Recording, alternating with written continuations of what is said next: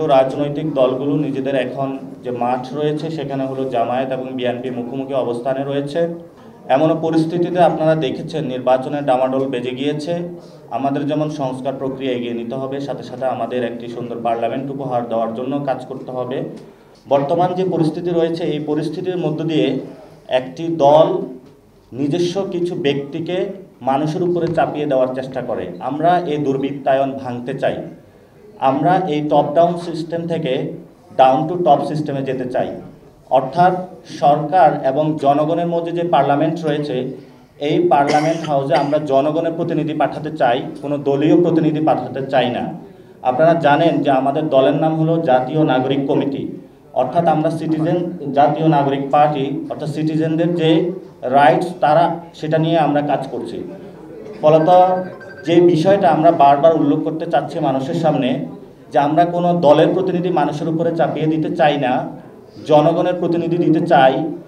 এখানেও আমাদের দল থেকেও আমরা মনোনয়নপত্র যারা তুলবেন ভবিষ্যতে পার্লামেন্টে যাবেন, আমরাও তাদের সেই ক্ষেত্রে হলো পলিসি রেখেছি, তারা জনগণের প্রতিনিধি হবেন, আমাদের দলের প্রতিনিধি হবেন না।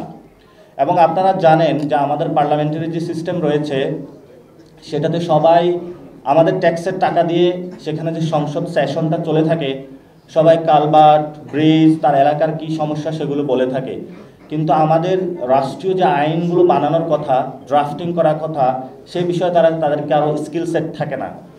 তো আমরা যদি ভালো কিছু প্রতিনিধি সংসদে পাঠাতে পারি তাহলে আমাদের যে রুলস রেগুলেশন, জনগণের যে সমস্যাগুলো, স্টেট পলিসি যে ডিসিশন রয়েছে সেখানে আমরা সমাধান করতে পারবো বলে আশা করি।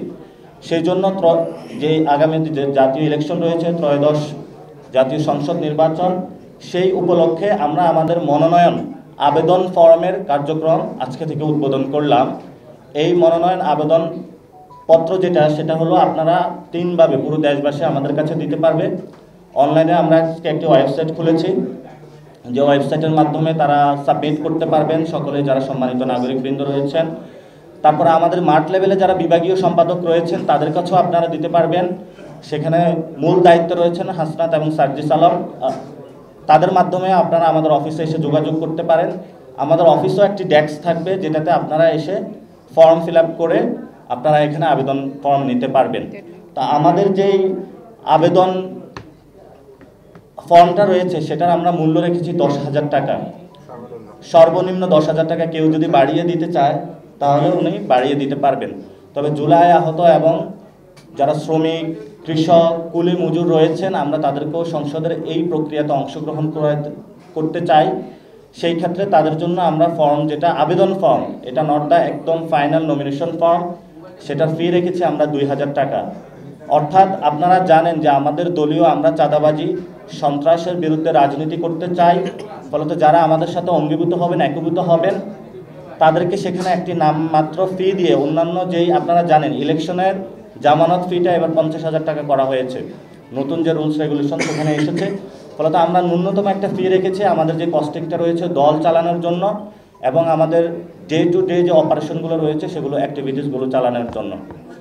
আমরা ইনশাল্লাহ আমরা আশা করি যে ইতিমধ্যেই আপনারা দেখেছেন যে কিছু আমাদের প্রার্থিতার বিষয়ে মিডিয়াতে গিয়েছে, সেগুলো কিন্তু আমাদের অফিসিয়াল প্রার্থিতা নয়। তবে যারা বিভিন্ন জায়গায় কাজ করেছেন সেই জায়গা থেকে তারা তাদের ইচ্ছা প্রকাশ করেছেন, মিডিয়া ভাইদের সাথে তাদের যোগাযোগ হয়েছে, তারা সেখানে জানিয়েছেন। আমাদের আহ্বায়ক মহোদয় বলেছেন আগামী হলো 15 তারিখের মধ্যেই আমরা প্রাথমিক যেই আমাদের মনোনয়ন সেটা ইনশাল্লাহ আমরা আপনাদের সামনে উপস্থিত হয়ে ঘোষণা করব। কিন্তু এর পূর্বের প্রক্রিয়াটা বাংলাদেশের কোনো দলের মানুষের জানা নাই যে কিভাবে এই প্রক্রিয়াটা সম্পূর্ণ হয়। আমরা মানুষের সামনে এই প্রক্রিয়াটা স্বচ্ছভাবে করতে চাচ্ছি। অর্থাৎ আপনি আবেদন দিবেন, অনেক মানুষ রয়েছে, কারণ বাংলাদেশের সংসদে আপনি যদি বড় ব্যবসায়ী না হন, আপনি যদি গডফাদার না হন, আপনি যদি চাঁদাবাজ না হন, তাহলে আপনি সংসদে যাইতে পারবেন না, এই ধরনের কন্ডিশন থাকে ইমপ্লয়েড অর্থে। কিন্তু আমরা সেই দুর্বৃত্তায়নের জায়গা থেকে বেরিয়ে আসছে যারা স্বচ্ছ এবং সমাজের আলেম সমাজ, সমাজের নারী সমাজ এবং সমাজের শ্রদ্ধেয় যারা ব্যক্তিবর্গ রয়েছেন, যারা কমিউনিটি লিডার রয়েছেন, আমরা তাদেরকে সংসদে নিয়ে যেতে চাই। যারা আইন প্রণেতা রয়েছেন, বিজ্ঞ আইনজীবী রয়েছেন, আমরা তাদেরকে নিয়ে যেতে চাই। যারা ডক্টরস আছেন, যারা ইঞ্জিনিয়ার্স আছেন, সমাজের প্রান্তিক লেভেলের যারা শিক্ষক আছেন এবং সমাজের গণ্যমান্য যারা ব্যক্তি রয়েছেন, যারা একদম মানুষের প্রান্তিক লেভেলে যাদের যোগাযোগ রয়েছে, অর্থাৎ কিছু মানুষ রয়েছেন, আমরা যেটা দেখি পার্লামেন্টে, তারা শুধু দলের প্রতিনিধি করে। আমাদের আজকের যে জিনিসটা আমরা বলতে চাচ্ছি যে আমরা কোনো দলের প্রতিনিধিকে মনোনয়ন দিতে চাই না, আমরা জনগণের প্রতিনিধিকে মনোনয়ন দিতে চাই এবং জনগণের মনোনয়ন দিয়ে জনগণের ভোটে আমরা তাদেরকে পার্লামেন্টে পাঠাতে চাই। এটাই হলো আমাদের জাতীয় নাগরিক পার্টির উদ্দেশ্য এই প্রসেস শুরু করা।